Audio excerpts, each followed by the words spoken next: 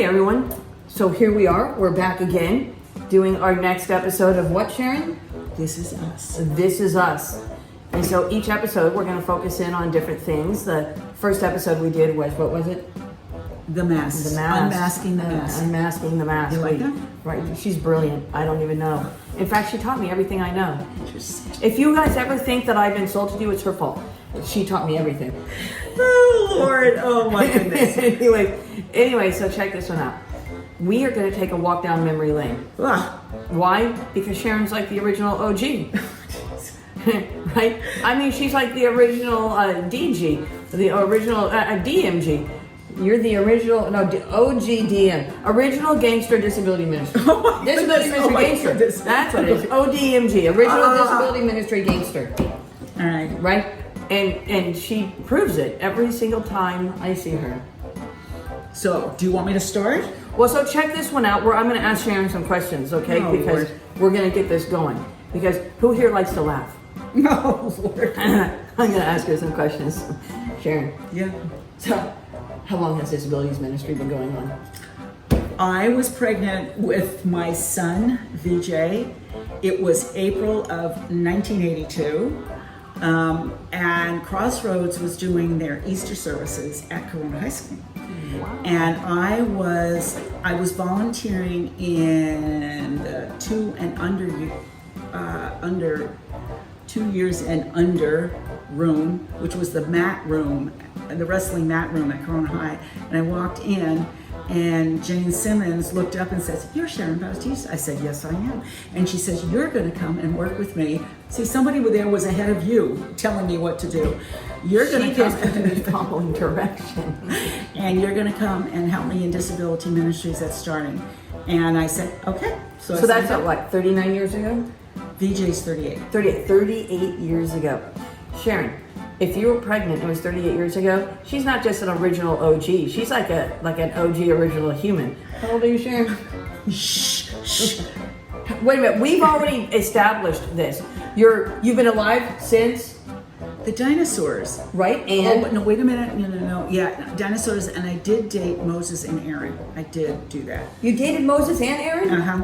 And Moses was very upset. That was why he broke the 10 Commandments. It was not because he saw the golden calf. It was because he knew that I was dating Aaron while he was up on Mount Actually, Sinai. Sharon is the one who got Aaron to build the golden calf. Yes, I was. I was such a bad influence. Sharon was a bad influence back then. That's why she's not even mentioned. It's true. That's why I am not mentioned in the Bible. But let me tell you something. If you think the cockroaches lasted, and she's older than the cockroaches, she's been around since the dinosaurs. Yes, and you proved it. I did, and she's even gotten her very own one year. She got her own little placard to go on, to remind her that one day she's going to get that parking spot. Yes, I am. Yes, I am. All my birthday cakes have been something else, let me tell you. But let me tell you, I have done, once in a while, I've done some nice things. Oh, yes, you have. I know, you didn't even believe me that first time I did something nice. I didn't. You didn't. You didn't even believe me. She thought something was in the bag, and all that was in the bag was just it was just a bag. It was a bag, yes. She still has the bag. I do. I found it. You lost the bag? I had misplaced it, and I found it. Okay, so I want you to tell everybody who all oversaw Disabilities Ministry all the way up to, I've been on staff now over 13 years. Can you believe it? Over 13 years. I couldn't imagine doing anything different. I love Disabilities Ministry, and now I get to do care ministries, and I love care ministries. You know what? The common denominator, outside of me, of course, because I love me, is Jesus. Amen. Jesus is the common denominator. Wherever Jesus sends you, do it with passion, do it with love, do it with commitment, do it with excellence, wherever Jesus sends you.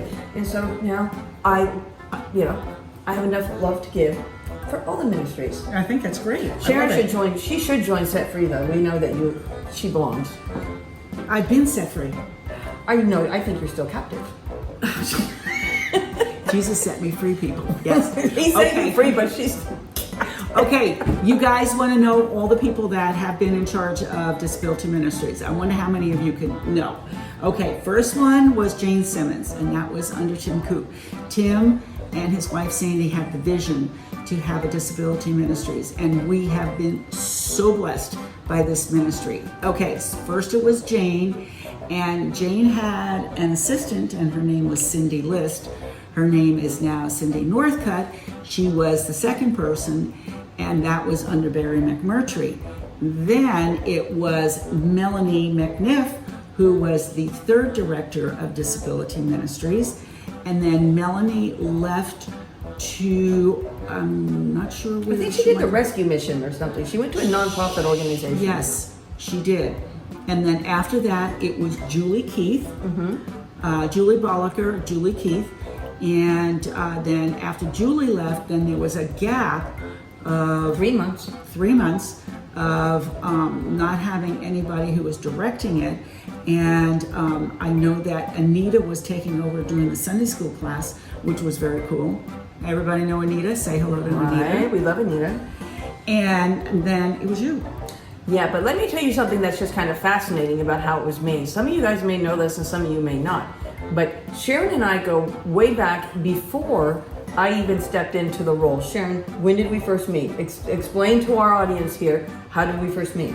Okay, I was in a small group with Joyce Hearn. Now explain who Joyce Hearn. She is a connection to the Disabilities Ministry. Joyce Hearn was also a volunteer with the Disability Ministries, and in this small group was Joe Vargas and his wife Jen, and me, and lo and behold, into Joyce Hearn's, and she had a home over here on Via Del Rio and Border in the mobile home park there, and into it comes this sassy, and I mean sassy, Jennifer. You weren't married then, were you? You weren't. I was in the middle of a divorce. Oh, that's another story. I was divorcing my first husband. Who was a poop. He was. It didn't. Some things should have never happened. That it is true. But actually, if it didn't happen, I wouldn't be here. So it needed to happen so I could get here. There's a reason why God takes you through these passages, these seasons, these directions, these and protections. Believe you me. Anyway, so in comes Jennifer Lopez. I was Jennifer Lopez, not That I Lopez. never knew. Lopez. Tony's last name was Portuguese, so it was Lopez, and so in the middle of a divorce. And I eventually changed my name back to my maiden name, which is Jennifer Swift. Right. See, I didn't know that Tony, that was Tony's last name. Yeah. Tony wasn't a nice guy. He was a poop.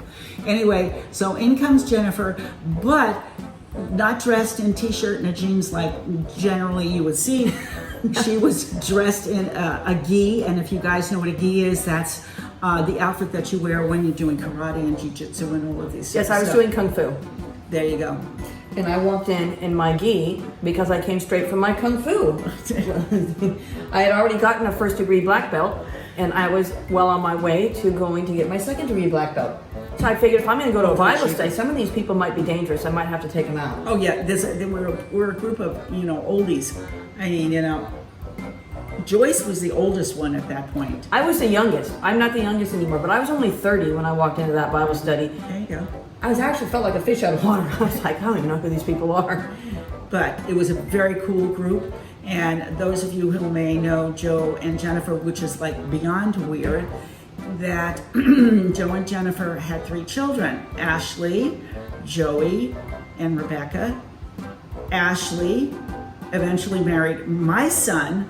Joey is now pastor of local outreach at Crossroads, and Rebecca is expecting her second baby. Yeah, I see all kinds of things happen, right? But it's so cool. That was a great group. But let me tell you something. Is the divorce with me and Tony went through, so I was divorced and did the Bible study. Sharon was a part of it. I had no idea that Joyce Hearn was connected to disability ministry at all. I just knew that I was in the midst of a divorce. I knew that I didn't want to go back to my old life, so I needed to have a new life, and thank God that new life brought me to Crossroads. So I was trying to figure things out. Figure things out. Very cool. No, it's right? Seriously cool. Then I met Rudy, and I remember when I invited Rudy to a Christmas party that was actually down the street from my house, and it was everybody This house, too. No, but it's a house down the street, like on Dawn Ridge or something. Oh. And it was a Christmas party where he met people from that small group, and I don't remember who all was there. I just know that when we left, he was like, man, you don't hang out with people your age, do you? Because my whole group was like 20, 30 years older than me. And I was like, no, but Rudy was 12 years older than me, so I don't know what he was thinking. Like, what in the world was he thinking? Anyways, so then we got married. Rudy and I got married, but guess who was at our wedding? She was at our wedding. Why? Because I invited our entire small group, like my small group, right? I don't even remember most of their names, but she doesn't even remember I was there. I remember she was there, and she ditched me. After Rudy and I got married, she ditched me. She was gone. Well, there was a little bit of an issue, and there was a reason for that. There was a Sharon issue. I mean, come on. When have you not known Sharon to have an issue? You can just put that in the chat too. Say Sharon has issues. And we won't go into the issue at this point. She had issues. Yes. Anyways, I'm going to pick up and tell you an interesting, fascinating story, because then years later, I wind up going into the women's Bible study that was inside the Plex with Catherine Leonard was the pastor over this ministry. Went in, joined a table, and my very first table leader was Sharon Elkins. Now, who knew? I had no idea what was to come years later. But Sharon, why don't you go ahead and share about the significance? See, Joyce Hearn was leading a Bible study class, Sunday school class for our disabilities ministry. I meet Sharon Elkins, second person that I met. I've already met Sharon. She was at my wedding. And Sharon Elkins is another important person, and as it pertains to the disabilities ministry. Okay, those of you who go back really far, and I know there are a lot of us, Sharon Elkins had a son named Gary who had Down syndrome. And so when she realized that Gary was outgrowing the classrooms that he was in, she was placed on her heart. She was absolutely convicted that there needed to be a place for her son to go to, because he was 10 years old and he was still in the first grade and second grade classes. And of course, he was taller than everybody else. So she started, I don't want to say bugging, but I'm sure it was, knowing Sharon, asking when is there going to be a class for her son. And it was through her determination, absolutely her determination, that she was able to get this started. And it was really one of those really powerful things when we started putting the timeline together, that with Tim Coop, who was our pastor at that point, coming on board and realizing the need, and that his wife Sandy was the aide in Jane Simmons' classroom. I don't know if you knew that. Always, there's always, when you start seeing the connections, God was at work in the midst of this ministry being at Crossroads. Wild. Absolutely wild. And if you would have told me I was going to play a role in it, I would have said you're absolutely out of your mind. If you'd have told me when I was 15, 20, 25, even 30, I would have been like, no way. Exactly. Right. Exactly. But then it gets even more interesting, because then I'm hired on, and Sharon Elkins is a little bit just kind of, because Sharon Elkins didn't know me as somebody. I don't have any kids.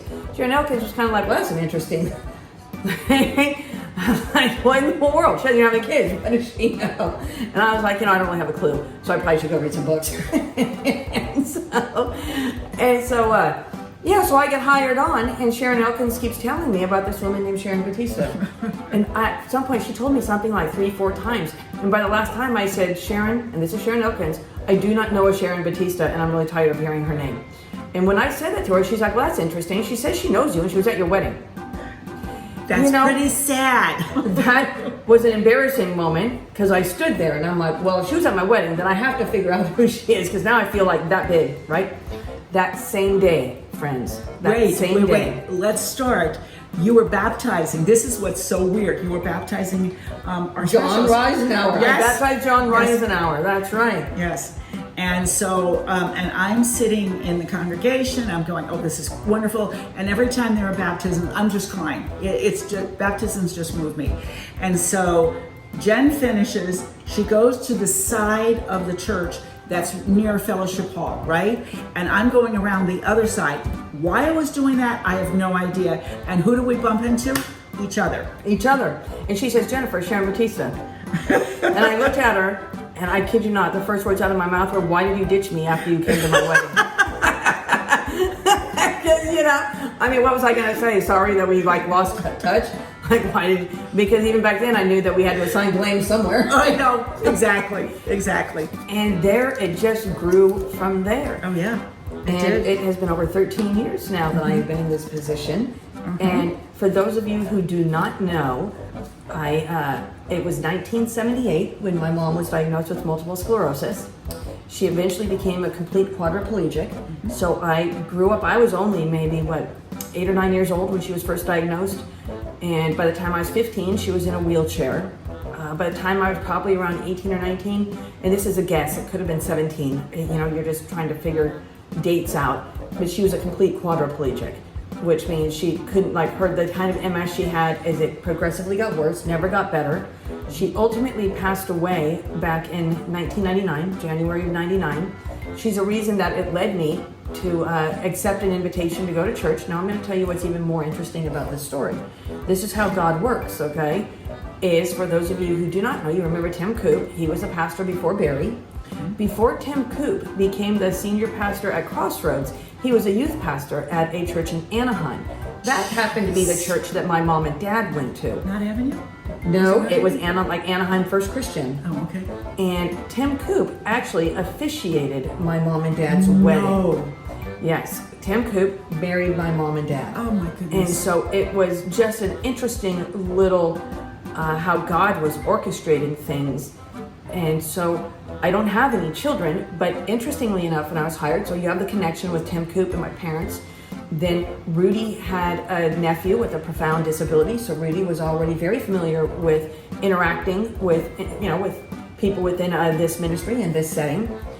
Then also, my brother had a traumatic brain injury, and so it was okay. So I have somebody else in my family who has a disability.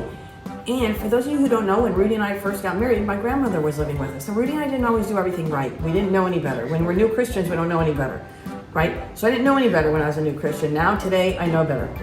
Anyways, but my grandmother was living with Rudy and I. And so Rudy wound up caring for my grandmother for 2 years.